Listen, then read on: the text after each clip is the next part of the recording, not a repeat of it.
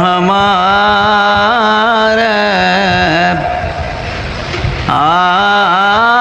आगे पुतले में है जलवाए मोहम्मद का सल्लल्लाहु मोहम्मद सल्लल्लाहु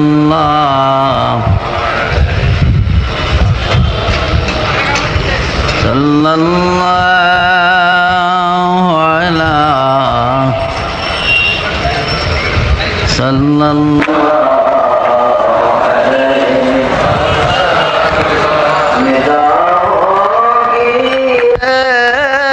महशर में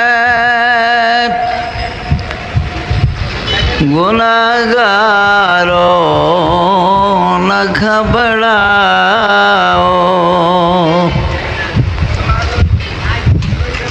वे देखो अब रे रहमत झूम कर उठा मुहम्मद का सल्लल्लाहु अलैहि मुहम्मद सल्लल्लाहु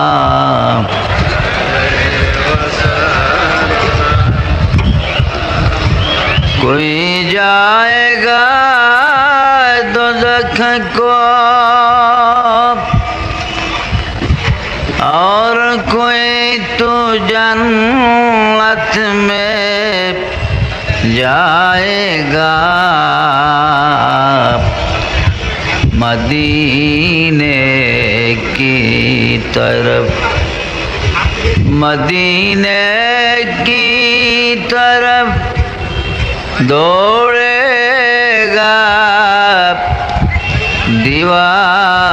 दीवाना मुहम्मद का सल्लल्लाहु अलैहि मुहम्मद सल्लल्लाहु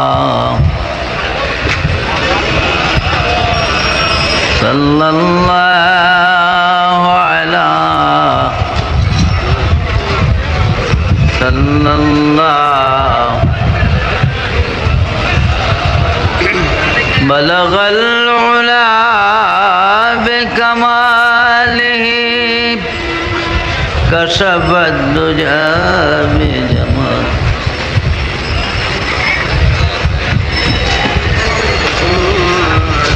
सल्लो अलैहि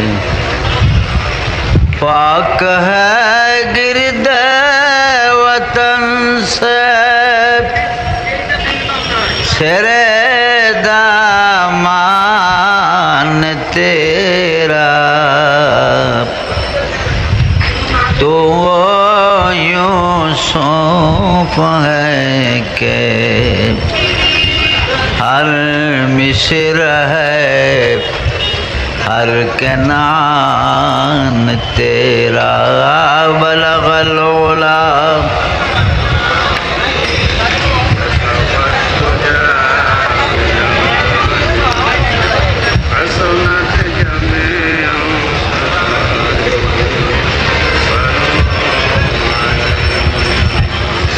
काफिला ना हो सकेगा कभी वैरान तेरा और के बंगे दराए कुछ नहीं सामान तेरा बलगल उला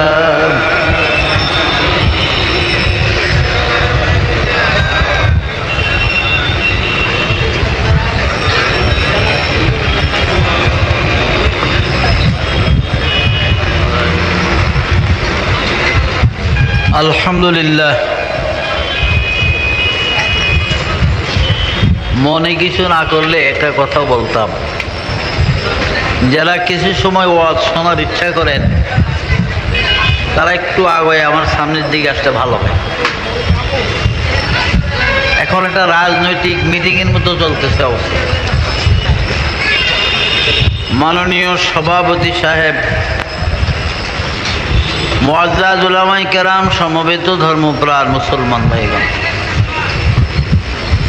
পর্দার আড়ালে মা ও ভগ্নীগণ,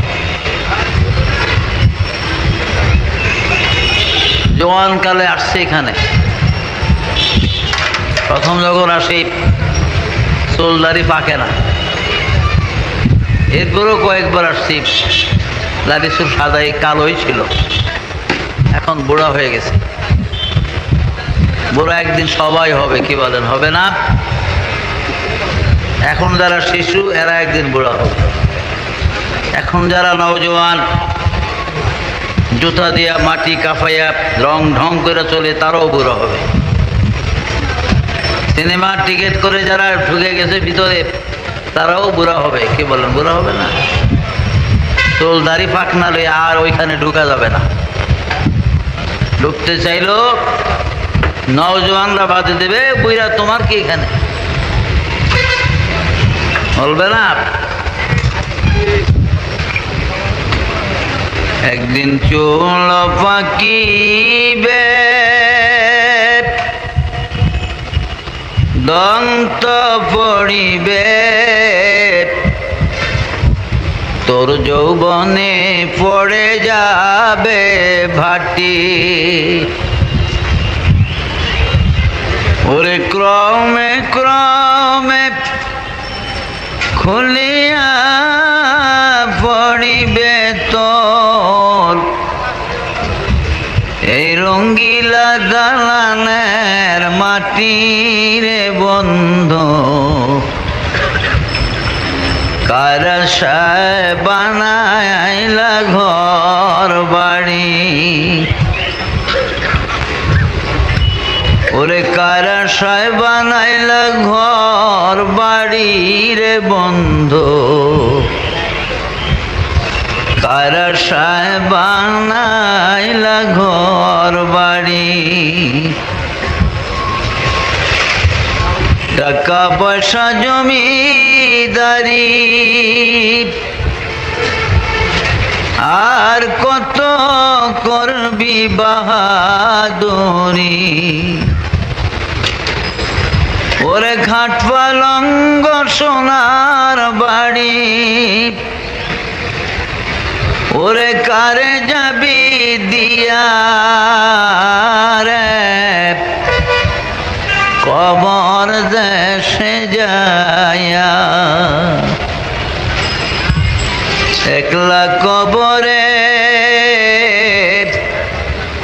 কেমনে রে থাকবি, ওরে ভাই বন্ধু সারিয়া রে কবর দেশে যাইয়া। এই বাড়ি ঘর জায়গা জমিন, এই সুন্দর ব্যবসা প্রতিষ্ঠান, বিল্ডিং ইমারত, এয়ার কন্ডিশন, বাড়ি খাট পালং সব একদিন এই দেশে পড়ে থাকবে। মালিক কবরে যাইয়া শুইতে হবে। কি বলেন, যাওয়া লাগবে না কবরে? রাস্তা থাকবে, গাড়ি চলবে, প্যাসেঞ্জার থাকবে, ড্রাইভার বদলাইব, প্যাসেঞ্জার বদলাইব, বদলাইব না। 70-80 বছরের রিটায়ার্ড অনেক আগের পুরানো ড্রাইভার, আর্মিতে গাড়ি চালাইছে, বয়স 80।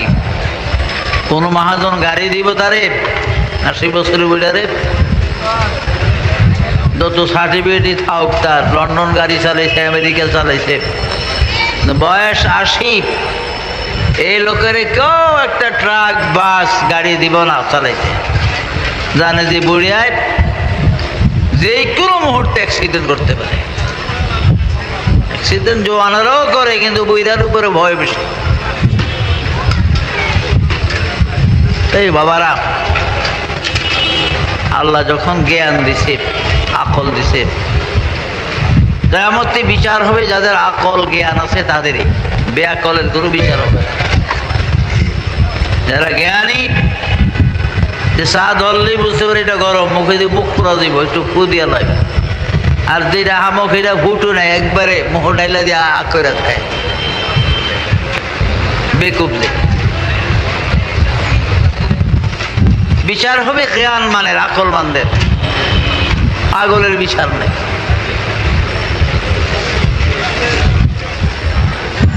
वसल खाही दरमियान खास आम,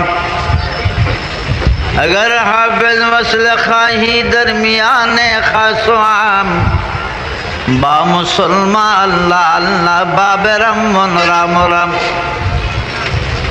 अगर हाफिज वसल खाही दरमियान खास आम, बा मुसलमा अल्लाह अल्लाह बाबे रमन राम राम। বা মুসলমান আল্লাহ আল্লাহ বাবে রামন রাম রাম। মুসলমানের সাথে আসে মসজিদে, জুমা পড়ে, ঈদের নামাজ পড়ে, সবে বরের দিন নতুন টুপি কিনে আগরবাতি 10 প্যাকেট, মোমবাতি 6টা লিয়ে মসজিদে যাই। আবার দুর্গা, সরস্বতী, কালী, মনসা পূজার মধ্যে গিয়ে দাঁড়ায় থাকে। আসেনি আমার মুসলমান। কিসের মানুষকে কোরআনের ভাষায় মুনাফিক বলা। কোরআন শরীফে মানুষের 3টা স্তবক আছে, মানুষের 3টা নফস আছে, 3 প্রকারের নফস। একটা নফস হলো নফসে আম্মারা। নফসে আম্মারা যেটা, এই নফস শুধু গুনাহ ছাড়া আর কোনো ভালো কাজ করে না। নেক কাজের মধ্যে সে জীবনে নাই, সব গুনাহ। আরেকটা নফস হলো নফস লাওয়ামা। এই নফসটাকে মুনাফিক নফস বলা হয়। এটা গুনাহ করে, সওয়াবের কামও করে, ওয়াজও শুনে, গানও শুনে, মসজিদও চাঁদা দেয়, পূজার সন্দেহ দেয়। এটাকে নফসুল লাওয়ামা। এই নফস যাদের ভিতরে, তারা মুনাফিক। আর মুনাফিকের জায়গা কোথায়? আল্লাহ পাক বলেন, ইন্নাল মুনাফিকিনা ফি দারকিল আসফালি মিনান নার। জাহান্নামের গভীর তলদেশে মুনাফিকের জায়গা। বলেন নাউযুবিল্লাহ। আরেকটা নফস আছে, নফসুল মুতমাইন্না। এই নফসুল মুতমাইন্না যে নফস, এই নফস গুনাহ ছাড়া আর নেক কাজ ছাড়া কোনো গুনাহ করে না। নেক কাজ, নামাজ পড়বো, রোজা রাখবো, তৌফিক থাকলে হজ করবো, যাকাত দিব, টাকা থাকলে আল্লাহরে ডাকবো, সুবহানাল্লাহ পড়বো, তাসবিহ পড়বো, এতিমে সাহায্য করবো, বাড়ির মধ্যে গোলমাল করতো না, কায়দা ঝগড়া করবো না। এই নফসটা হল নফসের মুতমাইন্না। এই নফসের লোক যারা, তারা একেবারে বেহেশতি। বলেন সুবহানাল্লাহ, খাঁটি বেহেশতি। এখন আপনি কোন নফসের মুসলমান, আপনারটা আপনি বলতে পারবেন। আমার কয়ে দন লাগতো না, কোনো মৌলবী বইলে দন লাগতো না। আপনি নফস সম্বন্ধে, যার যার নফস সম্বন্ধে তার নিজের অভিজ্ঞতা আছে। কি বলেন? হযরত খাজা মঈনুদ্দিন চিশতি আজমারি সঞ্জারি রহমাতুল্লাহ আলাইহি, তিনি একদিন আজমির শরীফে অসুস্থ হয়ে গেলেন। অসুস্থ হয়ে গেলেন, প্রচন্ড জ্বর গায়ে। সাগরিদের এখন হুজুর, এই যে এক যুগী আছে, যুগীর কাছে আপনারা লইয়া যায়। যুগী বুঝুন, হিন্দু কমিতে যুগী আছে না, যুগ সাধনা করে। অনেক লোক যুগীর কাছে নাই, ফু দিয়ে দিলে ভালো হয়ে যায়। যুগী পানির ফু দিলে ভালো হয়, গায়ে হাত লাগালে জ্বর কমে যায়। এখন হুজুরের সাগরিদ যারা, ওনার মুরিদান খাজা মাইনুদ্দিন চিশতি, আপনি হুকুম দিলে হুজুর যুগীর কাছে নেই। বলে তওবা পড়ো, আস্তাগফিরুল্লাহ পড়ো। যুগীর কাছে কেন যাব? আমার আল্লাহ নাই? না, সবাই যুগীর কাছে না। উনি এমন অবস্থা হইলেন, জ্বর হইতে হইতে বেহুশ হয়ে গেলেন, হুশ সারা হয়ে গেলেন। লোকের এই সুযোগে আর দেরি করে না, বা ওনাকে যুগীর কাছে নিয়ে গেছে। ওই যুগীর কাছে নেওয়ার সাথে সাথে উনি ভালো হয়ে গেছে। বলে সুবহানাল্লাহ। হুজুরে ভালো। এখন চোখ খুললে দেখে যুগীর কাছে, যুগীর রাস্তা নাই। এই আমি এখানে কিভাবে আসলাম রে হুজুর? আমরা আনছি। আপনি মরে যাবেন আমাকে সামনে, আমরা যুগীর কাছে আনছি। যুগীর রাস্তা না, আপনাকে আনছি আর আপনি ভালো হয়ে গেছেন। তাইলে এখন বোঝা গেল হাজার সাহেবের থেকে যুগীর মর্তবা বেশি। পাবলিকে কি মনে করব? যুগীর দাম বেশি। আরে মাইনুদ্দিন চিশতির মতো মানুষ যিনি একদিনকার ওয়াজে 90 লাখ কাফেরের মুসলমান বানাইছে, যার একদিনকার ওয়াজে 90 লক্ষ কাফের মুসলমান হয়েছে হিন্দুস্তান,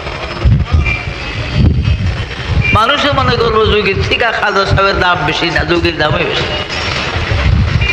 তো আল্লাহর ওলি যারা খাজা মাইনুদ্দিন চিশতি, আকল জ্ঞান তো আল্লাহ দিছে। আল্লাহ এলমই দিছে, এলেমও দিছে, আকলও দিছে। দিকে আচ্ছা যুগী সত্য কথা বলো, তোমার যে একটা নফস আছে, তোমার এই নফসে কি চায়, তুমি নফসে কেমন ভাবে দমন করো? তুমি কি নফসের ভাব মতন চলো না উল্টা চলো? বলে হুজুর আমি নফসের উল্টা চলি সবসময়। কেমন? যে আপনার নফস যদি রসগোল্লা খাইতে চায়, ওদিন ওরে খাজুরি গুঁড়ো খাওয়াই না আমি। নফসে যদি রুটি খাইতে চায়, নফসের ভাত খাওয়াই পেট করে। আর নফসে ভাত খাইতে চাইলে ওরে রুটি খাওয়াই। নফসে যদি বেশি খাইতে চায়, সেদিন না খাওয়াইয়া রাখি। বলো আচ্ছা তাহলে তুমি নফসের উল্টা চলো। বলে জি হ্যাঁ। আচ্ছা যোগী, তোমার নফসে কলেমা পড়তে চাইনি, তোমার নফসে কলেমা পড়তে চাইনি, তোমার নফসে করলে না, তাইলে দেরি করো না যোগী, তোমার কামই তো নফসের উল্টা চলা। তোমার কাজ হইল নফসের উল্টা চলা। তো তোমার নফসে যদি কলেমা পড়তে না চায়, তাহলে কলেমাটা পড়ো তাড়াতাড়ি, দেরি করো না। নফসের উল্টা না নিলে হবে না। এক শ্রেণী যোগী আর দেরি নেই, সঙ্গে সঙ্গে যোগী পড়ে লা ইলাহা ইল্লাল্লাহু মুহাম্মাদুর রাসূলুল্লাহ। যোগীর জীবনের সব শেষ, যোগী মুসলমান হয়ে গেছে। বলে সুবহান। এই জন্য পৃথিবীতে যত গ্রন্থ হোক, যত শিক্ষিত হোক, সবার ঊর্ধ্বে জ্ঞানের মহিমা হল একমাত্র আলেমদের কাছে। বলেন সুবহান। যত গ্রন্থ আছে, বই পুস্তক, সবার ঊর্ধ্বে হলো আল্লাহর কোরআন। কোরআনের কাছে সব পরাজিত হবে। বলেন সুবহান। কোরআনের কাছে সবাই পরাজিত। কোরআনের বাহক যারা কোরআনকে যারা ভালোবাসে, কোরআন যারা শিক্ষা করেছে, কোরআনের যারা অর্থ বুঝে অর্থ পড়েছে, তারা কি দুনিয়াতে পরাজিত হবে?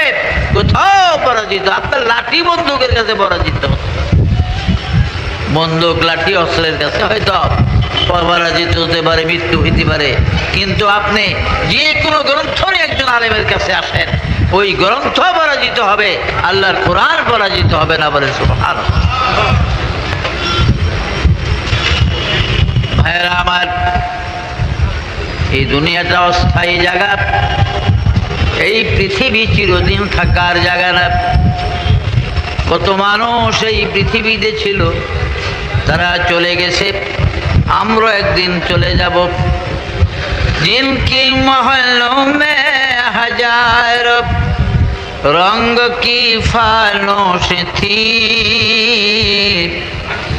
झारन की कब्र पर है और निशा बाकी नहीं। কত রাজা, কত বাদশা, কত শাহানশাহের ওমারায় পৃথিবীর জমিনে ছিল, যাদের ঘর বাড়িগুলা কত সুন্দর ছিল, যাদের বিল্ডিং ইমারত কত মজবুত ছিল, যাদের ধমকে জমিন থরথর করে কাঁপতো, আজকে তাদের কবরের উপরে গরু ছাগলে ঘাস খায়, কবর থেকে তাদের খেদাইবার শক্তি নাই। বন্ধুরা আমার, এই পৃথিবীতে 4 জন বাদশাহ ছিলেন, সারা দুনিয়া শাসন করেছে। এই চারজন বাদশার রাজত্বের এরিয়া বা সীমানা ছিল মিনাল কাফ ইলাল কাফ, সূর্য উদয় হতে অস্তমিত স্থান পর্যন্ত তাদের রাজত্বের সীমানা ছিল। বলেন সুবহানাল্লাহ। এদের মধ্যে দুইজন বাদশা ছিল কাফের আর দুইজন ছিলেন মুসলমান, বাদশা নমরুদ এবং বুখতানসর। এই দুইজন বাদশা ছিল কাফের, আর হযরত সুলাইমান আলাইহিস সালাম এবং বাদশা যুলকারনাইন এই দুইজন ছিলেন মুসলমান। বলে সুবহানাল্লাহ। যুলকারনাইন বাদশা, কোরআনের ভাষায় তাকে যুলকারনাইন বলা হয়, কিতাবের মধ্যে তার নাম হলো ইস্কান্দার যুলকারনাইন, তাওরীত কিতাবে তার নাম হলো খোরেশ, ইনজিল কিতাবে তার নাম হলো সাইরাস, এবং ইংরেজরা তাকে আলেকজান্ডার বলে থাকে। এই বাদশাহ যুলকারনাইন এই পৃথিবীর জমিনে তিনি 1600 বছর হায়াত পেয়েছিলেন। মওলুদ আরশের মধ্যে লেখে, সফিনায়ে নূহের মধ্যে আছে, ভাইয়ের আমার শামিয়া কিতাবের মধ্যে আছে, বাদশাহ যুলকারনাইন এই পৃথিবীর জমিনে তিনি 1600 বছর হায়াত পেয়েছিলেন। কয়শো বছর? আমাকে 14 গোষ্ঠীর হায়াত একত্র করলে ওই বনে 1600 বছর। যত লাভ ফাল দিলাম সব মাগনা। বন্ধুরা আমার, আল্লাহ পাক বাদশাহ যুলকারনাইনকে মুজিজা স্বরূপ একটা ঘোড়া দান করেছিলেন। ঘোড়া যেমন সুলাইমান নবীর ছিল মুজিজার কি আংটি, বা সুলাইমান দাদে মুলকে সরওয়ারি, বা সুলাইমান দাদে মুলকে সরওয়ারি, শুধুমতি খাত মর্দে ও ফরি। হযরত সুলাইমান নবী এই মুজিজার আংটি যখন তিনি হাতে ব্যবহার করতেন, লক্ষ লক্ষ জিন বড়ি দাও দানব মানুষ নবী সুলাইমানের বাধ্য হইয়া যাইত। আমরাও তো কত আংটি ব্যবহার করি, কিছু বাধ্য হয়। আমি ইংরেজি 1962 সালে বাগদাদ থেকে একটা জমরুদ পাথরের আংটি খরিদ করেছিলাম। ইরাকের বা বাগদাদের 160 দিরহাম দ্বারা। আজকে 38 বছর এই আংটি ব্যবহার করি, এই পর্যন্ত একটা কুত্তা বাধ্য করতে পারি না। তার কারণ আমার আংটির মধ্যে কোনো বুজুর্গি নাই, কোনো কেরামতি নাই, মাতবরি নাই। এটা ইরাকের দাজলা নদীর পাথর। আর সুলাইমান নবীর আংটি ছিল আল্লাহর দেওয়া মুজিজার আংটি। বলে সুবহানাল্লাহ। যেমন সদাহাজারাতি বেজাল ইউনুস বুদ, সদাহাজারাতি বেজাল ইউনুস বুদ, ফেশে ঈসা ওয়া দামাশকু সে বুদ। জাল ইউনুসের মতো হাজার হাজার হাকিম সারা জীবন চেষ্টা করে কোনোদিন একটা মরা মানুষ জীবিত করতে পারে নাই। কিন্তু ঈসা নবী যে কোনো কবরের কিনারে, যে কোনো মৃত ব্যক্তির পাশে দাঁড়িয়ে কুম বিইজনিল্লাহ বলার সাথে সাথে কবরবাসীরা উঠিয়া যাইত, ঈসার সঙ্গে তারা কথা বলতো। বলেন সুবহানাল্লাহ। बेजान बोलता है मसीहा के हाथ में। যাদের জীবন ছিল না, যাদের প্রাণ ছিল না, তারাও ঈসার সঙ্গে কথা বলতো। আমি হরিণ দুম্বার বাচ্চা জবা করে গোস্তগুলা কাবাব বানিয়ে খাওয়ার পরে হাড়গুলো একত্র করে কুম বিজনিল্লাহ বলে তিনি ফু দিতেন, সঙ্গে সঙ্গে দুম্বা হরিণের বাচ্চা জীবিত হইয়া দৌড়াইয়া যাইত। এটা ঈসা নবীর জন্য ছিল এই মোজেজা। আপনি আমি জীবন ভরিয়া আর কুত্তার কাছে গিয়া কম বীজ দিলে কইতো জীবিত কুত্তর তো সহসে হন্ত নড়তো না, ওয়া ঘুমাইব। মানুষ তো দূরে তো। আবার সদা যায় নিজা ফেরাউনেরা, সদা যায় নিজা ফেরাউনেরা দর্শ কস্তে আজ মুসাবায়ে কাসা, দর্শ কস্তে আজ মুসাবায়ে কাসা। ফেরাউনের হাজার হাজার তলোয়ার, ৮০,০০০ জাদুঘর নবী মুসা কালিমুল্লাহর একটা লাঠির সামনে পরাজয় বরণ করেছে। ফেরাউনের ৮০,০০০ জাদুঘর, হাজার হাজার তলোয়ার সৈন্য, আর মুসার একটা লাঠি মাত্র ১০.৫ হাত, এইটার কাছে পরাজিত হয়েছে বলে সুবহান। এই লাঠি আদম আলাইহিস সালাম জান্নাত থেকে এনেছিলেন, তার বিরাট কাহিনী আছে। ওইসব কাহিনী বলতে বহু সময়ের প্রয়োজন। হযরত আদমের এই লাঠি ঘুরতে ঘুরতে হাত বদল হইতে হইতে শুআয়ব নবীর কাছে আসে, মাদায়েন নগর। নীল নদীর সোজা উত্তর পারে মাদায়েন নগর। এই দেশটা পড়ছে, এই মাদায়েনটা একটা ভিন্ন দেশ, আর এটা পড়ছে জেরিকো সিটি শহরে। যে এটার ডিস্ট্রিক্ট হলো জেরিকো সিটি। ইংরেজিতে বলা হয় জেরিকো সিটি, আর আরবিতে মদিনাতু রিহা বলা হয়। যে রিহাটা ইহুদিরা বুদ্ধি করে ইয়াসের আরাফাতের শুধু জেরিকো সিটি আর আরাম আল্লাহ একটা শহর আছে, এই শহরের কিছু অংশ মিল্লা একটা স্বাধীন ফিলিস্তিন রাষ্ট্র দিছে ইয়াসের আরাফাত। আরবদের ধ্বংস করে ছুঁয়া গেছে মিশরের জামাল আব্দুল নাসের, ওই গাদ্দার ধ্বংস করে দিয়ে গেছে আরব। আর বাকি ফিলিস্তিনের মুসলমানকে গোলাম বানাইছে ইয়াসের আরাফাত।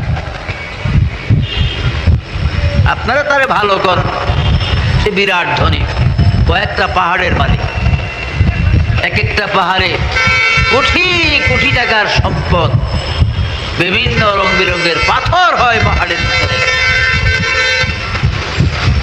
আম্মানের জারকার মধ্যে ২টা পাহাড় আছে ইয়াসের আরাফাতের। এই ২টা পাহাড়ে হাজার হাজার জাইতুন গাছ, ইংরেজিতে যেগুলোকে অলিভ বলা হয়। অলিভ দ্বারা অনেক কিছু তৈরি হয়, অনেক মূল্য। স্বাধীন ফিলিস্তিন রাষ্ট্র বানাইছে। বাইতুল মুকাদ্দাস বাদ দিয়া হয় নাকি একটা মুসলমানের স্বাধীন দেশ? বাইতুল মুকাদ্দাস, যেখানে হেরেমের চারদিকে ৭০,০০০ নবীদের কবর আছে, বাইতুল মুকাদ্দাস। আর বেশিরভাগ নবীদের জন্মই বাইতুল মুকাদ্দাসে। আমি হতবাগা ১,১২,০০০ মতো নবীদের কবর জিয়ারত করেছি, আল্লাহ তৌফিক দিয়েছে। তার মধ্যে ৭০,০০০ নবীদের মাজার হলো বাইতুল মুকাদ্দাস, শুধু হেরেম শরীফের চারদিকে। যাই হোক, তো ভাইরা আমার, বলতেছিলাম এই জেরিকো সিটির এরিয়াটা হলো মাদায়েন নগর। মাদায়েন নগরে হযরত নবী শুআয়ব আলাইহিস সালামের বাড়ি। মূসা আলাইহিস সালাম, তার ইতিহাস তো আপনারা অনেক পড়েছেন। হযরত মূসা নবী পৃথিবীতে আসবে এই জন্য ফেরাউন ৪০০ নজুম ছিল ফেরাউনের রাজদরবারে। আরবিতে কাহেন বলে, বাংলায় গণক ঠাকুর বলে, যারা গণনা করে। এরকম ৪০০ গণক ঠাকুর বা নজুম ছিল ফেরাউনের রাজদরবারে। এই ৪০০ গণক ঠাকুর নজুমের সর্দার ছিল দবিরা। তখন ৩২০ বছর ছিল দবিরার বয়স। তাফসীরে লেখে। ফেরাউন রাজত্বের মালিক হইয়া সব গণক ঠাকুর করে ডাকছে। ফেরাউনের মূল বাড়ি হলো তুরস্কের মধ্যে, তুরস্কের বল্লখে, ইব্রাহিম ইবনে আদহাম বল্লখের দেশে। খুব ছোট্ট কথা, সংক্ষেপে বলি, বাল্যকালে খুব উগ্র মেজাজের ছিল, স্বভাব ভালো ছিল। মা বাবার পুরা দেশ ঘুরে সবচেয়ে সতী সাধী মেয়ে পেল আসিয়াকে, হযরত আসিয়াকে বিবাহ করাইল তার। তারপরে ফেরাউনের স্বভাব ভালো হয় না, ইতিমধ্যে মা বাবা মরে গেছে, দেশের লোক এখন তাকে আর ভালোবাসে না, লোক তার উপর অত্যাচার জুলুম করবে, প্রতিশোধ নিবে মনে। তখনই চট করে একদিন ফেরাউন মিশর রওনা হয়ে গেল। তার বাল্য নাম ছিল কাবুস, আর যৌবনকালে বন্ধু বান্ধবরা তার লকব দেয় বলখিয়া, বলখিয়া তার নাম দেয়। মিশরের বাদশাহ হলে তার নাম হয় ফেরাউন, আর মিশরের অরিজিনাল বাসিন্দা কিপ্তিরা তার লকব দিয়েছিল রামশিস। রামশিস, এই 5-4টা নাম হলো ফেরাউন।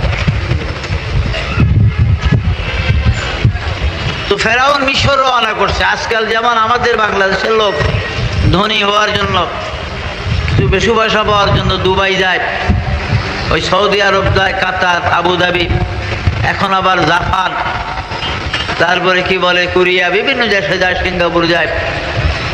তখনকার দিনে মানুষ মিশর যাইতো ধনী হওয়ার জন্য, ভালো রোজগারের জন্য। ফেরাউন মিশর রওনা করছে। রাস্তায় তার বাল্য দোস্ত হামানের সঙ্গে দেখা।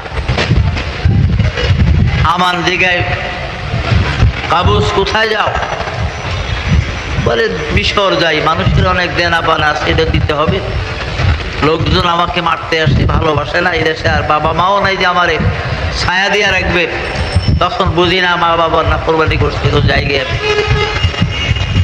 দেখি মিশর গিয়ে কিছু কামাই রুজি করুন নাই।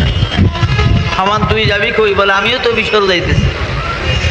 তো দোস্ত না আমি, আমারও লোকেরা দেখতে পারে না, আমিও মিশর যাই রুজি করার জন্য। তো ভালোই হয়েছে, দুই দোস্ত দুইজন একসাথে মিশর গেছে।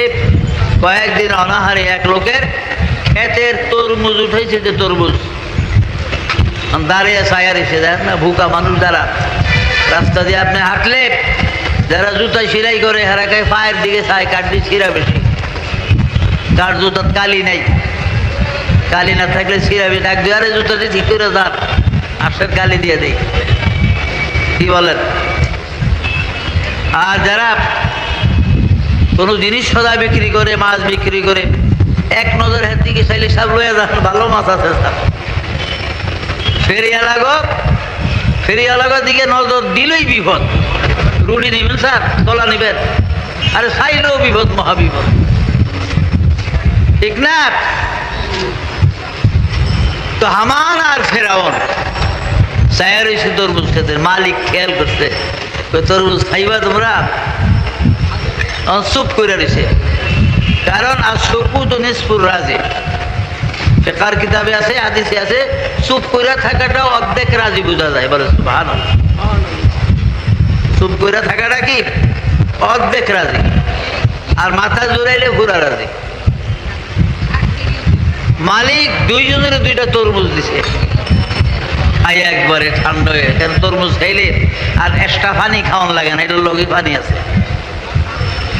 কি কর, তরমুজ খাইলে এক্সট্রা পানি আর খাওয়া লাগে না, পানি লগে আছে।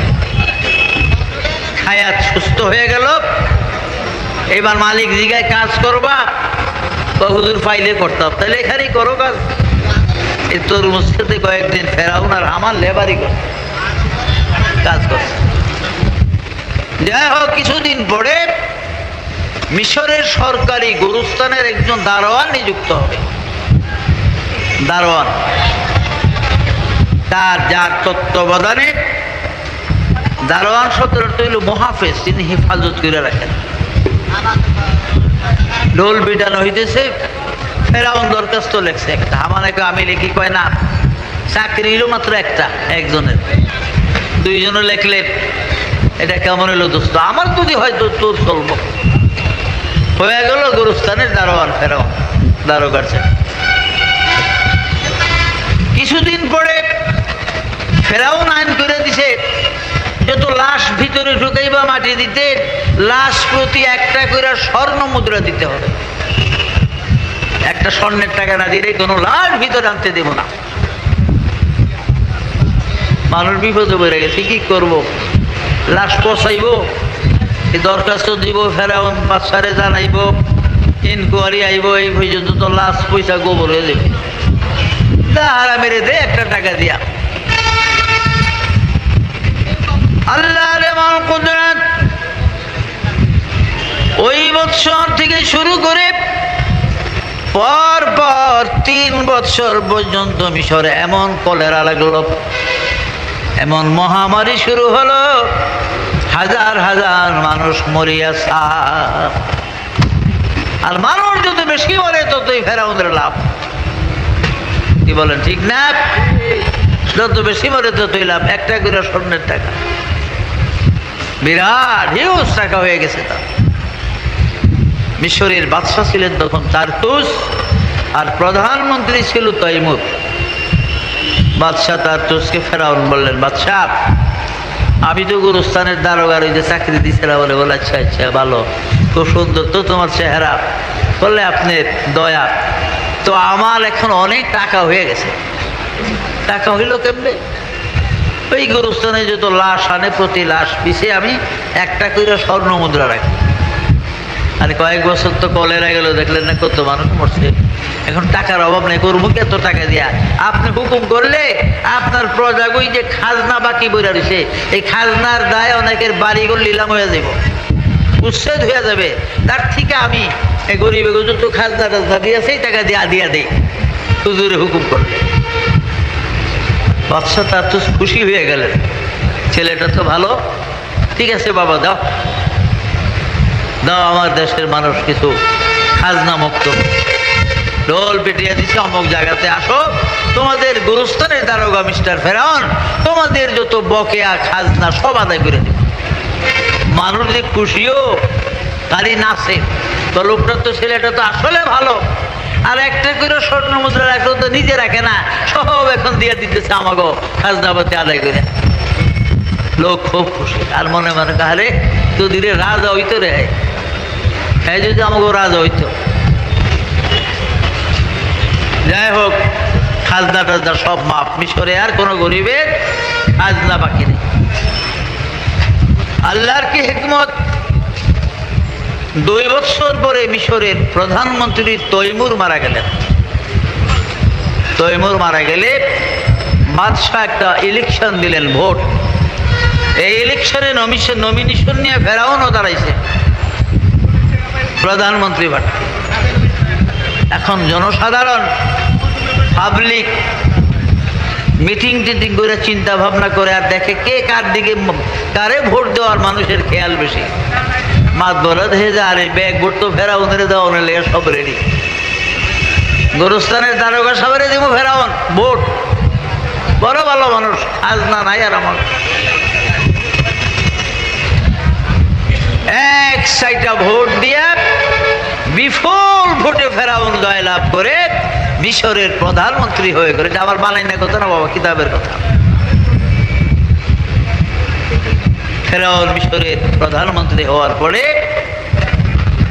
2.5 থেকে 3 বছর পরে মিশরের বাদশাহ তারতুস বার্ধক্যজনিত কারণে তিনি মারা গেলেন। বেশি বয়স হয়ে গেছে, বুড়া হয়ে গেছে, মারা গেলেন বাদশাহ তারতুস। বাদশাহ মারা গেলে এখন তো এই স্থানে আরেকজন বাদশার দরকার, রাজার দরকার। ফেরাউন একটা মিটিং দিল, সব এলাকার লোকজনকে ডাকলো, সারা মিশরের। হুজুর কেন ডাকছেন আমাকে? তোমাদের তো রাজা মরে গেছে, তারতুস নাই, মারা গেছে, এখন একজন বাদশার দরকার, বাদশাহ না হলে দেশ চলে না। বলে হুজুর বাদশাহ তো আপনি আমাকে বাদশাহ, এখন প্রধানমন্ত্রী যারে খুশি একজন বানিয়ে এলো না। আমরা ওই ভোট মোটের কাছে আর যাবো না বাবা, আপনি আমাকে রাজা। ফেরাউন খুশিও, আমাদের ওকে আমার। আরে কাঁসা খুলতে দেরি হয়, কপাল খুলতে দেরি হয় না। দে লাভ দে, তোর কপালও খুলে গেছে, তুই মিশরের প্রধানমন্ত্রী আর আমি হলাম মিশরের বাদশা। 400 গণক ঠাকুর থাকতো মিশরের রাজদরবার, সবগুলা ডাকলেন। সব গণকের সর্দার 320 বছর বয়সের দবিরের সাথে ফেরাউন কথা বললেন। 400 লোক লাগে কথা কইতে সময় লাগে না। সর্দারে ডাকলেন, এদিকে আস। কি ব্যাপার? তুমি দবিরাপ, গণজ্ঞ সর্দার, জি হ্যাঁ। একটু ভালো করে গইনা দেখো, আমি যে রাজত্বটা পাইলাম, রাজা হয়ে গেলাম, কোনো বালা মুসিবত আসেনি আমার। দেখো, আসছিলাম পথের কাঙ্গাল, তরমুজ ক্ষেতের লেবার, সেখান থেকে গোরস্থানের দারোগা, সেখান থেকে হইলাম প্রধানমন্ত্রী, হয়ে গেলাম বাদশাহ, আঙ্গুল ফিলা কলা গাছ। দেখো তো একটু বিপদ আপদ আসেনি আমার। গণ তোমরা সব 10 জন যে গণে ফাইনাল রিপোর্ট তুমি আমার কাছে নিয়ে আসো। আচ্ছা, দবিরা ফাইনাল রিপোর্ট নিয়ে ফেরাউনের রাজ দরবারে দাঁড়া মুখ মলিন করে ফেলেছে। ফেরাউন জিজ্ঞাসা করে, দবিরা কি রে ব্যাপার, তোর মুখ এত মলিন কেন? বলছে, হুজুর খবর বেশি ভালো না। খবর কি ভালো না বল? এই মিশরের জমিনে 3 সম্প্রদায়ের মানুষ থাকে। অরিজিনাল যারা মিশরি তারা হলো কিপ্তি। আর আপনি মিশরের বাদশা হওয়ার পরে আপনার দেশের তুরস্কের যত গরিব এই দেশে আসছে তাদেরকে বলা হয় তুর্কি।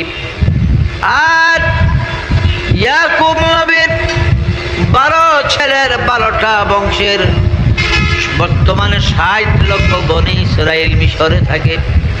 এই 3 সম্প্রদায়ের মানুষ এই মিশরের মধ্যে বাস করতেছে। তবে হুজুর যারা বনি ইসরায়েলি, এদের ঘরে আগামী কয়েক মাসের মধ্যে একটা সন্তান হবে। এই সন্তানের নাম হবে মুসা। আর এই মুসার কারণে আপনার তা সিংহাসন তত্ত্ব সবই যাবে, এমনকি আপনার জীবন নষ্ট হওয়ার সম্ভাবনা আছে। ফেরাউনের চোখ বড় হয়ে গেছে, আমাদের দিকে চাইগা, আমার রে এই রাজত্ব ভাইয়া লাভ কি হইল রে আবার? ঠিক আছে, আমি যখন মিশরের বাদশাহ রাজা, আমার তো একটা পার্সোনাল ক্ষমতা আছে। যাও, ইউযাব্বিহুনা আবনাকুম ওয়া ইস্তাহয়ুনা নিসাকুম ওয়া ফি যালিকুম বালাউম মির রাব্বিকুম আযীম। মিশরের জমিনে বনি ইসরায়েলীদের ঘরে যত সন্তান হবে, ছেলে হবে, এই ছেলেগুলা সব কতল করে করে নীল নদীর ভাসাইয়া দাও। কিন্তু খবরদার, মেয়েগুলাকে মারিও না, কারণ মেয়েদের মধ্যে আমার কোনো দুশ্মন নাই। ফেরাউনের এই আইনের আওতার মধ্যে মিশরীয় সৈন্যরা বনি ইসরায়েলি মায়ের বুক খালি করে কোলের থেকে ছিনাইয়া এনে 1 নয় 2 নয় 80,000 ইসরায়েলি সন্তান কতল করে করে নীল নদীর মধ্যে ভাসাইয়া দিয়েছে। নাউজুবিল্লাহ, 80,000 সন্তান কতল করা হয়েছে, মায়েরা নীল নদীর ভাসিয়ে দিয়েছে। ফেরাউন জিজ্ঞাসা করে, হামান কি পর্যন্ত মারলি? হুজুর 80,000। 80,000 মারত? নজুম করে ডাক, দবিরারে বলা। গণকের সর্দার দবির আসলো, কিরে দবিরা, 80,000 ইসরায়েলি সন্তান মারা হয়েছে, এবার একটু গড় নতুন করে। এই 80,000-এর মধ্যে আমার দুশ্মন মুসা মরলো কিনা গড় বলা গইনা ফাইনাল রিপোর্ট নিয়ে আসে খুব তাড়াতাড়ি। মন ভালো না, গয়না ভাই সাহেব ফাইনাল রিপোর্ট নিয়ে দবির আসলো। কি খবর? বলে, হুজুর সেই ছেলে বর্তমানে 3 মাস তার বয়স। ছেলে মুসার বয়স বর্তমানে 3 মাস। সে তার মার কোলে সহি সালামতে আছে। বলেন সুবহানাল্লাহ। ফেরাউনের মাথাতে আগুন ধরে গেছে। 80,000 সন্তান মারল ইসরায়েল গো, অথচ মূসা এখনো জীবিত 3 মাসের। সৈনিকরা হঠাৎ করে করে এক একটা বাড়ি কারফিউ দিয়ে চারদিকে মিলিটারি দিয়ে তালাশ করো। আমার দুশ্মন মূসা কোন বাড়িতে আছে, কার কোলে আছে। ভোরবেলা একদিন ভোরবেলা মূসা নবীর এক বোন ছিল মরিয়ম নামে, 10-11 বছর বয়সের একটা মেয়ে মারিয়াম নামে। এটা মূসা নবীর আপন বোন ছিল। মার নাম ছিল ইউখাজা। মূসা নবীর মার নাম কি ছিল? ইউখাজা ছিল তার মার নাম। মায় মারিয়ামকে কই, মরিয়ম গো, ছাগলটা কালকে ফ্যাট বলে না, ছাগলটা লইয়া এটা নীল নদীর পারে যা, একটু ঘাস টাস খাওয়া। বলে আচ্ছা মা। নীল নদীর পার মারিয়াম নিয়ে গেছে, ছাগল নিয়ে যাইতেছে মাত্র। এই সময় কানতে কানতে দৌড়াইয়া মার কাছে আসলো। মা গো, আমার ভাই মূসারে কোথায় লুকাইয়া রাখবি গো মা? ওই যে ফেরাউনের সৈন্যরা বাড়ি বাড়ি সন্তান তালাশ করে আমাদের বাড়ির দরজা দিয়া ঢুকতেছে অনেকগুলো মিশরীয় সৈন্য। আমার ভাই মূসারে নিয়ে এখনই কতল করে নীল নদী ভাসাইয়া দিবে গো মা। গো, আমার ভাই মূসারে কই লুকাবে? খাজাব রুটি বানাইতেছিলেন চুলার উপরে, রুটি মুটি থুইয়া মূসা নবীর কোলে করে একবার এদিক দৌড়ায়, আবার ওদিক দৌড়ায়, পাগলের মতন হয়ে গেছে। হঠাৎ কে যেন আওয়াজ দিয়া বলে, ও মূসার মা, ইউখাজা সন্তান কোলে করে এইভাবে দৌড়াইছি না, বাঁচতে পারবি না। মূসার মা গো, তুই যে চুলার মধ্যে রুটি বানাস, ওই রুটি বানাইবার গরম আগুন জ্বলন্ত চুলার মধ্যে তোর সন্তান মূসারে ছাড়িয়া দে। আমি আল্লাহ, আমি মূসার প্রভু গো, আমি মূসার রব, আমি সহি সালামতে আবার তোর কোলে ফিরাইয়া দিব। আওয়াজটা শুনে আর দেরি নাই, কারণ বাড়ির ঘাটে আইসতে করছে সত্যরা, ছাইরা দিছে চুলার মধ্যে, উপরে রুটির ভাণ্ড, রুটি বানায়। চক্ষুকে কোন রকম সংবরণ করেছে যেন চোখে পানি না আসে। ফেরাউনের সৈন্যরা এসে ঘুরা পুরা বাড়ি দেখে চলে গেছে। কোনো ঘরে নাই, মায়ের কোলেও সন্তান না থাকবো।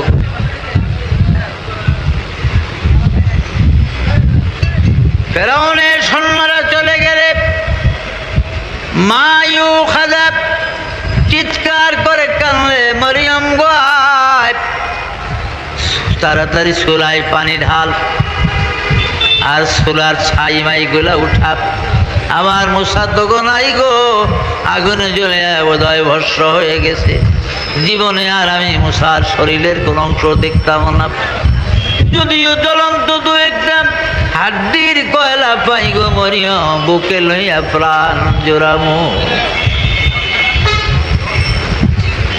সঙ্গে সঙ্গে মা চুলার ঢাকনা উঠাইয়া দেখে 3 মাসের নবী মূসা কালিমুল্লাহ আগুনের মধ্যে খলবল করতেছে, হাত পাও না রে। আর চিৎকার দিয়ে কয়, মা, ও মা, কাঁদিস না গো মা, আমি তোর মূসা ভালো আছি, আমার প্রভু আমাকে ভালো রেখেছে, আমি ভালো আছি। 3 মাসের ছেলে ভালো আছে, আবার নিজেই কয় আমি ভালো আছি। মার মনটা কেমন তখন, ডান দিয়ে ছেলে কোলে উঠে। মূসা আলাইহিস সালামের মা দুধ খাওয়াইতে আরম্ভ করলেন বুকে, কারণ তানা গারিয়াত তিফলে গায়ে জো সাদলাবান, তানা গারিয়াত তিফলে গায়ে জো সাদলাবান, গরনা নালা দাবর কায় খান্না সামান। মার বুকের সঙ্গে যখন সন্তানের শরীর লেগে যায়, মায়ের বুকে তখন দুধে জোয়ার সে যায়, বুক ভরে যায় মার দুধে। বাচ্চা যখন মার সঙ্গে স্পর্শ হয়, বলে সুবহানাল্লাহ। তানগরিয়ত তিফলে কায়ে জো সাদলাবান, গরনা নালা দাবর কায় খান্না সামান। মা দুধ খাওয়াইতে লাগলেন মুসা নবীরে। রাত্রে শুয়ে রয়েছে মুসারে কোলে করে, স্বপ্ন যুগে দেখে কে যেন ডাকে, ও মুসার মা, মুসার মা গো, আমি মুসার প্রভু, আমি মুসার খোদা, তোরে বলতেছি মুসার মা, একটা কাজ করবি, একটা সিন্দুক বানাইয়া বাক্সা বানাইয়া সুন্দর করে ওই সিন্দুকের মধ্যে ভরিয়া তোর মুসারে নীল নদীর মধ্যে ভাসাইয়া দিবি, আমি আবার তোর তোর কোলে ফিরাইয়া দেব, তোর বুকে দুধ খাওয়াই তার লালন পালন করবো। আবার রাত্রে স্বপ্ন দেখছে মুসা আলাইহিস সালামের মা ইউখাজাব, সকালবেলা দেখে এক ফেরিওয়ালা মেস্তুরি এসে, মেস্তুরি মেস্তুরি লাগবো গো আম্মা, মেস্তুরি গো মেস্তুরি, আম্মা করে বলায় মেস্তুরি লাগবো। দেখেন না ফেরিওয়ালা আজকে বাংলাদেশে দোকান টোকানে কলার দাম কম বিল গায়ে, ফেরিওয়ালারা কলা বেছে ভ্যান গাড়িত করিয়া মহল্লা আমাদের চাঁদগুলো ভ্যান গাড়িত করিয়া একটা একটা কলা বেছে না, দোকানদাররা তাড়াতাড়ি খালি কতক্ষণ বেচবো কিনলিগা, এটি তো কাঁচা মাল তো, কারণ ফেরিওয়ালারা তাড়াতাড়ি যখন রয়েছে তখন কলম আসল আল্লাহ দিতে। বাঙালি জীবনে এমন কলা খায় না রে বাচ্চা, সাগর কলা ঠিক না, আল্লাহ খাওয়াইতেছে আল্লাহ। তো ভাইরা আমার, ফেরিওয়ালা মেস্তুরি মুসা আলাইহিস সালামের মা বলেন, এই দেশের জীবনে তো ফেরিওয়ালা কোনোদিন আগে না, কোনোদিন আসে নাই, যা আসলো তাও একজন ফেরিওয়ালা, মেস্তুরি হলে আম্মা করে ডাকে, আব্বা করে বলায় না। আব্বারা ও মেস্তুরি লাগবো না এটা কয় না, আম্মা গো মেস্তুরি লাগবো, আম্মা গো ডাকে। হয়ে গেছে মুসা নবীর মা, কেউ মেস্তুরি তুমি কি কাম করতে জানো? সব কাম জানি আম্মা। যদি বলেন ছোট ছেলে আছে, সিন্ধু গভীরা নদীর ফালাইয়া দেওয়ান লাগবো, ভাসাইয়া দেওয়ান লাগবো পানির, এই কিসিমের সিন্ধুক বড় সুন্দর করে আমি বানাইতে জানি। মুসা আলাইহিস সালামের মা বলে, আরে লোকটাই দিয়ে আমার মনের কথা কইতে আছে রে, ও মেস্তুরি, আরে এমন একটা সিন্ধুক তো আমার দরকার ছিল বানাইবার, একটা বাক্স। বলে তাই রে, আপনি কইলে মা বানাইয়া দেই, মোর বানাইবা যে লোহা লাগবো, কাঠ লাগবো, কত কিছু দরকার, বলে এগুলি আমার এই ব্যাগের মধ্যে, এই গাছটির মধ্যে লোহা কাঠ সব আছে আমার ধরো, আপনাকে এই কল বানিয়ে দিই, তবে আপনি একটু পানি আনেন 1 লোটা, ওই করার টলার দিলি একটু দাঁত দেওয়া লাগতে পারে। বলে আচ্ছা মিস্টার তুমি বানাও। মিশরের মানুষ তখন ঘুমের থেকে উঠে না, বলে প্রায় লোকই তখনও ঘুমে। মুসা নবীর মা গেছেন পানি আনতে, আয়সা দেখে মেস্তুরি সিন্দুক বানিয়ে বসে আছে। লল আম্মা এই যে সিন্দুক, আরে মেস্তুরি তুমি বললা পানির কথা, কোনে লাগে না, আমার সাইরে গেছে গিয়ে নেন এই বইলা। মেস্তুরি খালি যাই গিয়া, হাইটা যাই গিয়া, কেউ মেস্তুরি আরে যাও গিয়া, তো তোমার এই কাঠের দাম, লোহার দাম, তোমার যে মজুরি, এগুলি নিবা না তুমি? বলে না আম্মা, যারা বিপদগ্রস্ত হয়, কষ্ট পায়, বিপদে পড়ে, আমি তাকে মাগনা কাজ করে দিই। তুই মাগনা তো দেও কাজ করে, বুঝলাম, তাহলে তোমার অন্তত কাঠের লোহার দামটা তো নিবা তুমি। বলে না আমার মূল্য দিতে হবে না, আমি যখন কারো বিপদগ্রস্ত লোকের কাজ করি আমি পয়সা নেই না, মা নিজের কাঠ লোহা দিল সেগুলার মূল্য আমি লই না। এই বইলা মেস্তরি খালি দৌড়াইয়া যায় গিয়া, মুসা নবীর মায়ও খাজাব পিছনে দৌড়ায় আর ডাকে, মেস্তরি রে, কোন দেশের মেস্তরি, নিজের কাঠ নিজের লোহা দিয়া রে মেস্তরি সিন্দুক বানাইয়া গেলা রে, পয়সা নিলা না, মজুরি নিলা না। ও মেস্তুরি একটু দাঁড়াও, অন্তত তোমার নাম ঠিকানাটা বলিয়া যাও রে মেস্তুরি, কোন দেশে বাড়ি ঘর রে মেস্তুরি, নাম ঠিকানাটা বলো, আমি তোমার কথা স্মরণ করে মাঝে মাঝে দোয়া করব। এই বিপদের কালে এমন একটা উপকার আমি আমার করলা তুমি মেস্তুরি।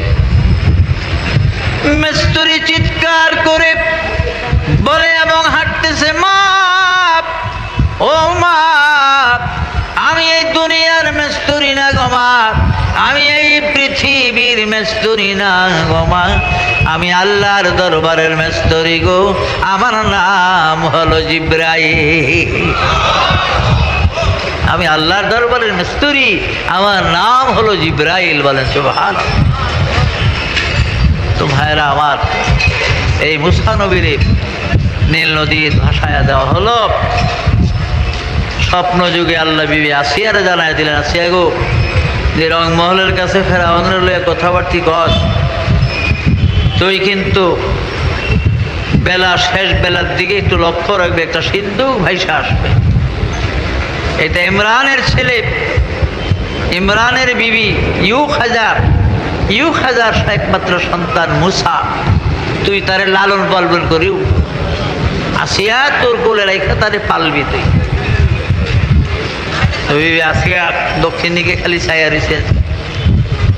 ফেরাউনি কথাবার্তা কয়, আসিয়া যুবতী, কি গো বিবি, হেবি কি চাস? আজকের দিন রই গেল তোর, একটু আমার দিকে চাইলি না, তাহলে হেমি ছায়া রইলি। আসিয়া বলে, আমি হেমি ছায়া রয়েছি, তুই আমি তোমার লাগে কথা কই না, কি কও? যাও তাহলে আমি চলে যাই এখান থেকে। না না না, থাক তো, আরো তবে থাক এখানে। আরো এই সময় সিন্ধু ভাইসা এসে বিবি আসিয়া রংমহলের সঙ্গে বাদশাহ রংমহলের লগে যত মাসি দেখো, এটা ধরবো, কেউ ডরে, কেউ আগে না, মহিলারা তাকে রয়েছে। বিবি আসিয়া দৌড়ায় গেছে, ফেরাউনকে কই যাস? তুই ওই তো একটা সিন্ধু, তো থাক না, ওটা তো আমার দুশ্মন হইতে পারে। বলে, তোমার খালি ওই সোরার মন খিরা খেত, তোমার খালি হেরি খেত, খালি তোমার দুশ্মন। গাঠি একটা দেখলে এটার ভিতরে তোমার দুশ্মন, একজনে বোঝা মাত্রা তৈরি গেলে এটা তোমার দুশ্মন, চাউলের বস্তা নিল তোমার দুশ্মন। কই হিকছে, চুপ করো, হইয়া ঘুমাও। তাফসিরে লেখে, আসলে ফেরাউন রাগ করে একটু শুইয়া, যে এই মুহূর্তটা বিবি আসিয়া সিন্ধু থেকে মুসা নবীর আসে, এই সময়টা পর্যন্ত ফেরাউনি ঘুমেছিল। বলেন সুবহানাল্লাহ। আল্লাহ তারে ঘুম লাগিয়ে দিছে অল্প কিছু, কয়েক মিনিট। আসিয়া কলি করে লিয়েছে। ফেরাউন শিক্ষি গো, বলে, দেখো কত সুন্দর ছেলে, হ্যাঁ আমার, যাও আমাদের কেউ ঢোল মিলিয়ে দিতে, যে আসিয়ার ছেলে হয়েছে। বলে, কস কি? আরে ঢোল মিলিতে বলো, মানুষের জানাও। ফেরাউনকে আসিয়া, ঢোল পিটাইতে হবে না, আমার তলোয়ার টেনে দে, ছেলে 3 মাস বয়সের হবে, এটা আমার দুশ্মন মুসা ছাড়া আর কেউ নয়, তলোয়ার দে গো আসিয়া, এখনই কতল করে নীল নদীর ভাসাইয়া দে। আসিয়া একটা ধমক দিলেন, তোমার নজ্জুমরা আর তোমার হামান এরা মাথা খারাপ, এরা খালি টাকা রোজগারের লেগে কুবুদ্ধি করতে আছে। ঢোল পিটাইতে বলো। ঢোল পিটানো হয়েছে, হাজার হাজার মানুষ বিবি আসিয়ার কাছে আসছে সাহায্যের লেগে। আম্মা, আল্লাহ আপনার সন্তান দিছে, আমাকে কিছু দিবেন না? বিবি আসিয়া হীরা মণিমুক্তা 2 হাত দিয়ে খালি দিতে আছে। ফেরাউন কই, কি গো এমবেজে দেশ কিছু থাকতো না, আমাকে হবে কই দিয়া হলাবি? বলে, এভাবে না দিলে পাবলিকে মনে করবে এই ছেলে আমাগো না। বলো, হ দিয়ে তো কিছু আমাকে যে চাহে কিছু রাইস ব্যাগ দিয়া ভালো। কারণ ফেরাউনের মন তো ভালো না, ফেরাউনের মনের ভিতরে হইল এটাই সেই মুসা। বন্ধুরা আমার, 3 বছর বয়স হলো মুসা আলাইহিস সালামের ফেরাউনের বাড়ি। তাফসিরে লেখে, তাফসিরে মাজিদ, বিভিন্ন তাফসিরে আছে, এই 3 বছরের মধ্যে ফেরাউন একদিনও মুসা নবীর কোলে লয় না, অথচ তার ছেলে নাই, আর আছে 6টা মেয়ে, কোলেই লয় না। বিবি আসিয়াও তো জানে কোলে যে লয় না। আজকে সুন্দর করে গোসল করে মুসা আলাইহিস সালামের রাজ শাহজাদার পোশাক পড়াইয়া একবারে নিয়ে ফেরাউনের কোলো ছেড়ে দিল। চাইলাম তো যে 3 বছর তোমার তামসা, তুমি হামানের পরামর্শে চলতেছ, আর ছেলেটার একটা একদিন কোলে লইল না, মানুষে কইব কি, কবি বলোই হের না। একদিন তো বাচ্চার কোলে দেখলাম না, বলো বলো ঠিকই কইস, দে দে তো করলো দে। তোলে যখন হচ্ছে আনন্দ লাগে। তার মুসা আলাইহিস সালাম সুন্দর, সব নবীরা, প্রত্যেক পয়গম্বররা, প্রত্যেক নবীরা তাদের জামানায় যত মানুষ ছিল সবার চেয়ে সুন্দর ছিল নবীরা। বলেন সুবহানাল্লাহ। নবীদের চেয়ে সুন্দর আল্লাহ কোন মানুষ বানায় না। ফেরাউনের খুব মায়া লাগলো, গা লাগাইছে, মুখ আগাইছে, চুমা দিব, চুমা খাইব গালের মধ্যে মুসা আলাইহিস সালাম। মুখটা যখন কাছে নিছে মুসা আলাইহিস সালাম, হ্যাঁ, বামাতে ফেরাউনের দাড়ির মধ্যে দইরা বালা করে ডাইনার দিয়ে টাস করে একখান থাপড় মেরে দিছে। ফেরাউন একটা চিৎকার দিছে, বুখারী শরীফে আছে, তারিখে হাবিবেলাতে আছে। ফেরাউনের চিৎকারের আওয়াজ 4 মাইল পর্যন্ত গেছে। উজির হামান সৈন্য সামন্ত দৌড়ে আছে। হুজুর কি হয়েছে? রাজা শিক্ষুর দিলে ব্যাকে দৌড় দিব না? হ্যাঁ, থানার ওসি যদি জোরে শিক্ষুর দেয় তো পুলিশ দারোগা যতগুণ আছে ব্যাগ আইব না কাছে। কি হয়েছে স্যার, কি হয়েছে? সুতরাং উজির হামান সৈন্য সামন্ত, হুজুর কি হয়েছে? যদি গোলায় থাবর দিছে, এটা শর্মের কথা না। ও যাও, কিছুই না, যাও। আসিয়া রে কি আসিয়া, দুঃখ বুঝলি না, এই ছেলে মুসা ছাড়ার কেউ না গো আসিয়া। আরে যেই থাবর দিছে গো, আমার চোখে মুখে জনি পোকা দেখছি, আমার জনি পোকা দেখাইয়া ছাইরা দিছে। এই ছেলেই মুসা হবে। বিবি আসিয়া কয়, মেয়ে লোকে তুরি বুদ্ধি না, এক বেড়ায় বিয়া করে খালি বউ ছাইরা দিত। এই 10 দিন 20 দিন 15 দিন 1 মাস দিদকে তালাক দেয়া, 8 দিনও তালাক দিত। তাহলে যে গটকালি করে, হেরা একটা পার্সোনাল ঘটক আছে না, এরকম মানুষের পার্সোনাল ঘটক থাকে, একটু দূরে দূরে যায়। একবারে গিয়া জিগায়, মায়া আছে না আপনার মেয়ে গা? বড় তুই সে বিয়া দিবেন? বলে বিয়া দেবো না, তুমি আমি রাখবো, বিয়ে হইতো দিব। কোনখানে? তোর ওই যে অমুকের লেগা, ওই যে বিয়া করে বউ ছেড়ে দেয় এই বাড়ি ফের লেগে, বলে যাও গিয়া মিয়া। তখন বিয়া দিবা, আর 4 দিন বাদে মাই আমার বাড়িতে আইব, তালাক হলে তো লাভ হইল। এরম বিয়া দিই নাই, তোর কাইটা নদীর পাশে দেব। মেয়ে শুনছে ঘরের থেকে, মেয়েকে হেগুড়ি হাম্মুক দিকে ছাইরা দেয়, তালাক দেয়। আকল থাকলে ছাড়তো না, তালাক দিত। বাপের একটু সরম লেগে গেছে, কিন্তু মেয়ে তো রাজি আছে, দেখা যায়। এই ঘটক যাও, লইও কি হারে হুমায়াটারে বিয়া দিয়ে ওরা আকল দিয়া দিয়ে জীবন কাটতে হবে, শিক্ষা দিয়ে দিই। বিবাহ শাড়ি হয়েছে, বউ লইয়া চলে গেছে স্বামী বাড়িতে। ওখানে স্বামী গোসল করে খাইতে আইব, স্ত্রী পাক শাক করছে।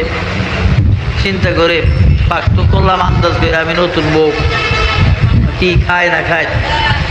বাইং মাছ আনছিল, একটা বড় বাইং মাছ, এটা কুইটা নানানভাবে পাক করছে। তো স্বামী খাইতে বসছে, স্বামী নিজেই কই, কি গো বাইক মাছ করাবাজি করো না? করা বলো, হ করছি তো, এই তো আছে, কত দে দে করাবাজি, বাইক মাছ বাজি দিয়ে খাইয়া, বাইক মাছ করাবাজি দিয়ে খাইয়া জিগায়, এই পেঁয়াজ দিয়ে একটু শুকনো সামান্য রসা দিয়া ভাগ করো না এইভাবে? বললো এইভাবেও করছি। ধরেন, কারণ বাইক মাছের তো আর মাছের অভাব না, এটা দোরা সাপের না, বিরাট লম্বা না, কত মাছ টুকরা করতে অসুবিধা নেই। কারণ কি খায় না খাই কে জানে। বাইগুন যখন আনছে তা নিশ্চয়ই বাইগুন দিয়ে খাইব, পাক করছে। খায়া কয়, ভালোই করতো, তুই জলপাই দিয়া এই চুকা টুকা দিয়া তোলে হিডও আছে, দুইটা চাহিদাই দেয়। তখন জিগায়, হতলাইন না নাই? হতলাইন না বোঝেন? ওই যে খাইয়া থাকে যেদিক, বেশি হইলে লবণ দিয়া হলুদ দিয়া জাল দিয়া পেয়ে দেয়, আবার কাইল পরে খাইব। মানে জাল দয় না তো হতলাইন না কয়, বলে হেরুম নাই গো, ওই যে হলদি দিয়া খালি পানি দিয়া লবণ দিয়ে, বলে আছে তো খাইবেন তো? না, জিগাইলাম আছে। আই নেকেরে কড়াই ধারে যে কই যে অনেক তো আছে। আচ্ছা, তখন কয়, বলে তো খাল্লা, আর কি ছাড়? বলে গু আছে নি? গু অন, হ্যাঁ গু বিচারে। বউ বলে মাথা খারাপ নেই, এটা খাইতে হবে, গু বিচারে খা। কি হলো? তাহলে গু থাকলে দেখ। বলে গু দিয়া করবেন কেন? আমি যা করি তুই দে, গু দে। বলে খাইছে তো। আগে যে বিয়ে করছে তাল বেতালে কতগুলি, এই ঘরের ফোলা আজকে লোক গাছ ছোট্ট, বুঝলেন না? সেটাও একটু লাড়া দিলে আগে দেয়, একটু লাড়া দিলে আগে, কিছু খাওয়ান দিলে আগে। হ্যাঁ উঠানো হয়েছে, ফোলারা দেখি খাওয়ান দিয়েছে, একবারে আইগা গুয়ের মধ্যে বয়ে রয়েছে। তখন ফোলারে হারায়া তখন স্বামী খাইতে হইবাইছে, গুয়ো তো হালাল দেব না, মাঠটা হানকে দিয়ে গুইরা থুইছে গু ঘরের মধ্যে। গু গুইরা থুইছে, হ্যাঁ খালি গু গু করে, আর গু দেখ। বলে কে লাগবই বুঝি? বলে লাগবো না। তো ওই হানকিটা আগলি দেন উড়ান, আমি তলে গু আছে, হানকিটার নিচে আছে গো। হানকি উল্টিয়া দেয় হাসুই গু এটার মধ্যে। বলে তুই ঠিক গো, আর তোরে তালাক দিয়ে, মানে বউ তালাক দিত আপনারা থাকতেই থাকতে। মেয়েদের এটা হঠাৎ বুদ্ধি আল্লাহ পাক দান করে। ভাইরা আমার, ফেরাউন বলে আসিয়া তাড়াতাড়ি তলোয়ার দে, নীল নদী দেখান ভাসিয়ে দিব তলোয়ার দিয়ে। ভেবে আসে এবারে স্বামী রাগ হয়ে না, বোধহয় রোগের শিরার মধ্যে পড়ছে, এই জন্য বেশি ব্যথা পাইছেন, মনে কিছু নিয়েন না। শিশু বাচ্চা জানে না কত থাপড় আমার, আমি তো কোনোদিন কই না, তো চিল্লাচিল্লি করেন না, আমি তো কোনোদিন কই না, আমার কত থাপড় দেয়, শুধু দূরে টানে, পাঁচটা অবাস অবাস আছে না, চুল আঙ্গুলো ফেসে খালি টানে, বলতেও বিপদ। যাই হোক, অনেক কথা। মূসা নবীর বয়স 29 বছর হয়ে গেল। ফেরাউনের বাড়ি আসিয়ারে মা ডাকে, ফেরাউনেরই কিছু বলাই টলে না। এই 29 বছর মূসা আলাইহিস সালাম একদিনও বাবা বলে না ফেরাউন। আর ফেরাউনের বলাইব কতক্ষণ? ফেরাউনের কামে থায়। মূসা নবী থাকতেন মার কাছে, আসিয়ার। ভাইরা আমার, তুর্কি এবং কিপ্টি বুঝেননি, যারা মিশরের অরিজিনাল বাসিন্দা, যেমন ঢাকার অরিজিনাল বাসিন্দা দেখে কুট্টি কয় ডাকে, কয় না লেগে, ওই কিপ্টির থেকে কুট্টি শব্দটা বলা হয়। আসলে কিপ্টি বলা হইতো অরিজিনাল কোন দেশের লোক যারা, তাদেরকে বলা হয় কিপ্টি। মিশরের অরিজিনাল লোকেরা কে? কিপ্টিরা এবং তুর্কিরা, তারা ছিল ঐক্যজোট ছিল তারা। বাংলাদেশে দেখেন না, জোট সরকারের, হ্যাঁ জোট সরকারের ওই মৌলবীগ দলের মন্ত্রীর মাত্র 2 জন। অনেক আমি থাকি এক জায়গায়, একটু ইলি করে, হ্যাঁ অহন মৌলবীরা কই, জোটের মৌলবী মন্ত্রীরা কই, আজকে 2 জনই কি আর তো আরে কাল লাগে, এতগুলি মন্ত্রীর লাগে 2 জনই কি আর বোকা। 2 জনের দোষ, যার কারো দোষ দাদা। মৌলবী যে টুপি মাথা দিয়ে থাকে, এর লেগে নামাজ পড়ে, এর লেগে মৌলবীগ দোষ। এই 14 গোষ্ঠীর ব্যাগ দোষ হইল মৌলবী। ফেরাউন কিপ্তিরা এবং তুর্কিরা এক ঐক্যজোট ছিল। আর ইয়াকুব নবীর 12 ছেলের বংশের 60 লক্ষ বনি ইসরায়েলি, তারা হইল আলাদা। এরা অত্যাচার করতো, কি ইসরায়েলদের ঘরে মায়ের ধৈর্য করতো, কষ্ট দিত। নালিশ করলেও বিচার পাইতো না, রাজার কাছে বিচার পাইলে উল্টা শাস্তি, পুলিশের কাছে করলে উল্টা মারতো। তা করে বিচার পাইতো খালি মূসা নবীর কাছে। আর মূসা আলাইহিস সালাম তো বনি ইসরাইলের সন্তান। লিকুল্লি শাইইন ইয়ারজিউ ইলা আসলিহি, প্রত্যেক জিনিসের গতি থাকে তার আসলের দিকে। যেহেতু তিনি পয়গম্বর হবেন এবং মূসা নবী ছিলেন ইসরায়েলি বংশের সন্তান।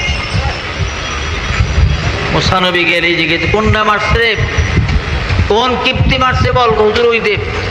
এমন মায়ের দিতে মূসা আলাইহিস সালাম, বোঝেন না, 40 জন জওয়ানের শক্তি গায়ে, মারতে কোনো সুবিধা আছে?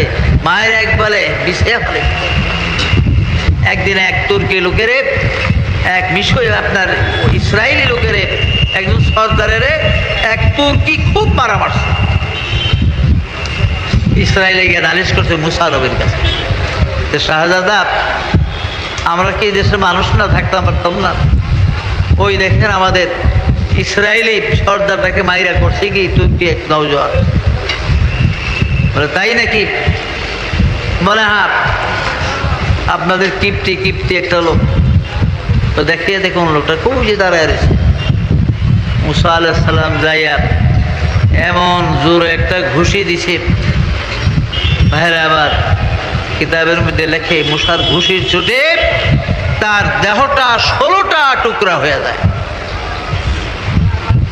তাফসীর হক্কানির মধ্যে আছে, মওলুদ আরুসের মধ্যে আছে, রাহে হক নামক কিতাবের মধ্যে আছে, মুফতি শফি সাহেবের মুসা নবীর ঘুষির চোটে ওই কিপ্তির দেহটা 16টা টুকরা হইয়া যায়। 16টা। এই ফেরাউন জানতে পারলো এটাই সেই ছেলে মুসা, আমার চির দুশমন, মার্ডার কেসের আসামি। গ্রেপ্তারি পরোয়ানা জারি হলো মুসা নবীর বিরুদ্ধে। মুসা আল্লাহরে ডাক দিল, আল্লাহ। আওয়াজ আসলো, মুসা তুমি নীল নদী পার হয়ে মাদায়েন চলে যাও শোয়েব নবীর বাড়িতে। মুসা আলাইহিস সালাম শোয়েব আলাইহিস সালামের বাড়িতে চলে গেলেন। ভাইরা, এই মাদায়েন নগর শোয়েব আলাইহিস সালামের কবর আজও আছে। আমি গুনাহগার, বহুবার শোয়েব নবীর কবর জিয়ারত করেছি। 37 হাত লম্বা কবরটা নবী শোয়েব আলাইহিস সালামের। এই শোয়েব আলাইহিস সালামের 2 কন্যা সফুরা এবং গফুরা মাঠের মধ্যে তারা ভেড়া বকরি উট ছাড়িয়া দিয়া একটা কুয়ার কিনারে ঠান্ডা একটা নিম গাছের নিচে বসে আছে। এই সময় মুসা নবী মাদায়েন যায়া খুঁজলেন, গিয়া দেখে কুয়ার কিনারে 2টা যুবতী মেয়ে বসা। জিজ্ঞাসা করে, ভগ্নীরা তোমরা কারা, এখানে কি করো শেষ বেলার দিকে? বলে হুজুর, আমরা শোয়েব আলাইহিস সালামের মেয়ে, আমাদের কোনো ভাই নাই, বাবা আমাদের বৃদ্ধ হয়ে গেছে, এই জন্যই ভেড়া বকরি দুম্বা উটগুলো আমাদের রাখালি করতে হয়। আমরা ওট দুম্বা বকরিগুলা মাঠে ছেড়ে দিয়ে এই কুয়ার কাছে আমরা বসে, আর বিশেষ করে আমরা পানি নেওয়া সারা বাড়িতে যেতে পারি না। এইখানে ওট বকরি দুম্বা ভেড়া উঠতে পানি খাওয়াবো, নিজেরা পানি পান করবো, মশক ভরে ভরে আমার আগামী দিনের পানি আমরা নিয়ে যাব। এই জন্য আমরা এখন অপেক্ষা করেছি। মুসা আলাইহিস সালাম বলে, বেলা তো ডুবে যেতেছে, নেও না কেন পানি তোমরা তাড়াতাড়ি? বলে ভাই, এই যে কুয়ার মুখে একটা পাথর দেখেন, এই পাথরটা আমরা উঠাইতে পারি না। এখানে 10-15 জনের রাখালের গরু যখন আসবে, ওই রাখালরা পাথর না সরাইলে আমরা পাথর সরাইতে পারি না। অনেক সময় তারা আমাদেরকে আগে পানি দেয় না, তারাই আগে পানি নিলে পরে আমরা নিই, আর কোনো সময় আগে সুযোগ দেয়। এই জন্য আমরা পানির অপেক্ষায় বসে আছি। মুসা আলাইহিস সালাম একটু আগাইয়া যায়, দাঁড়ায় না, বসার মধ্যেই কুয়ার ঢাকনাটা এক পাশে ফালাইয়া বালতি নিয়ে তিনি পানি উঠাইতে আরম্ভ করেন। তোমাদের ওট বকরি দুম্বা আনতে থাকো। ওট বকরি দুম্বা ভেড়ারে পানি পান করিয়া এবার গাধার পিঠের মশকগুলো বোঝাই করিয়া দিয়া বলে, ভগ্নীরা এইবার তোমরা বাড়িতে চলে যাও, বোধহয় বেলা থাকতে যেতে পারবে? বলে হ্যাঁ পারবো। শোয়েব নবী 2 কন্যা বিবি সফুরা এবং গফুরা 2 জন তারা বাড়ি চলে যায়। শোয়েব আলাইহিস সালাম জিজ্ঞাসা, কি গো মা সফুরা, আজ সেদিন খুব তাড়াতাড়ি আসলি? বলে বাবা, একটা যুবক ছেলে দাদি কই থেকে আসছে, ছেলেটার গায়ে কি শক্তি কিছু বুঝলাম না, ওদিকে ভুকাও লাগে, তারে মুখটা মলিন। হ্যাঁ, আমাদের আপনার পরিচয় যখন দিচ্ছি যে আমরা শোয়েব নবীর মেয়ে, তাড়াহুড়া করে এই বালতি দিয়ে কুয়া পাথর সরাইয়া কত তাড়াতাড়ি যে পানি উঠাইয়া খাওয়াইলো ভেড়া বকরি দুম্বা উঠে গাধার পিঠ বোঝাই করে দিল পানি দিয়া। বাবা, ছেলেটা খুব ভুকা মনে হয়, কিছু খায় না বোধহয়। কিতাবে লেখে সত্যি মুসা নবী তখন 10 দিনের ভুকা ছিলেন, বলে সুবহানাল্লাহ। এদিকে আল্লাহর তরফ থেকে শোয়েব নবীর কাছে গায়েবী আওয়াজ আসলো, শোয়েব ওই যে কুয়ার কিনারে মুসা কালিমুল্লাহ বসা তোমার মেয়েদেরকে মশক ভরে দিয়েছে, গাধার পিঠে পানি উট বকরি দুম্বা ভেড়ারে পানি খাওয়াইছে। এটা বনি ইসরায়েলের 70,000 নবীর সরদার হবে মুসা কালিমাল্লাহ। তাই তোমার বাড়িতে নিয়ে আদর করে খাওয়াও, যত্ন করো। আর তোমার কন্যা সফুরাকে তার কাছে বিবাহ দাও, এবং আদমের যে লাঠি তোমার ঘরে আছে ওই লাঠিটা মুসারে দিয়ে দাও, ফেরাউনকে কলেমার দাওয়াত দেওয়ার জন্য যাবে। সফুরারে পাঠাইলেন, মা সফুরা তুই যা, তুই গিয়ে ছেলেটাকে নিয়ে আয় বাড়িতে। বিবি সফুরা গেছে যে ভাই আমাদের বাড়িতে যেতে, আমার বাবা সোহাইব নবী যাইতে বলছে আমাকে বাড়িতে। তাই নাকি? বলে হ্যাঁ। মুসা আলাইহিস সালামকে তাইলে কাজ করো, তুমি পিছনে হাঁটো, আমাকে আগে হাঁটতে দাও। তো আমাদের এই পাহাড়ি এলাকার বাড়ি কি চিনবেন আপনি? বলে তুমি দেখিয়ে দিও, আমি এদিক সেদিক গেলে বকরি ছাগল যেমন এমনি গেলে ডাইন বাউ কর বলে দিও আমারে। কারণ আমি একটা যুবক, তুমি যুবতী, আমি তোমার পিছনে থাকলে নানান পরিকল্পনা আল্লাহ শয়তান আমার মন্তরে আনতে পারে, এই জন্য আমি আগে থাকি, তুমি পিছনে থাকো। বলেন সুবহানাল্লাহ। বাড়ি পর্যন্ত গেলে সফুরা যাই প্রশংসা করলেন বাবার কাছে, বাবা এত ভালো।